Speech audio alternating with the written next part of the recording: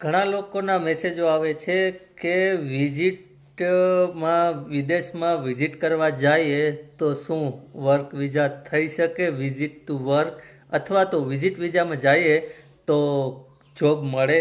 ભાઈ, અહીંયા એવા રૂલ્સ છે કે એવી રીતે કોઈ જો આપે કોઈને જોબ તો એની ઉપર 50 લાખનો જુર્માના દંડ ભરવો પડે. એટલે એવું કોઈ કન્ટ્રીમાં નથી.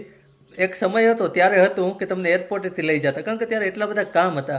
હવે અત્યારે કામ ધંધા બહુ ભાંગી પડ્યા છે, એટલે બધું પૂરું થઈ ગયું. એમ એક જમાનો હતો ત્યારે હતું એમ ચોક્કસ, પણ હવે અત્યારે નથી. ક્યાંય કોઈ કન્ટ્રીમાં નથી કે તમે વિઝિટ વિઝા ઉપર જાઓ ને તમને જોબ મળે. બરાબર, તો આ જનહિતમાં જારી છે.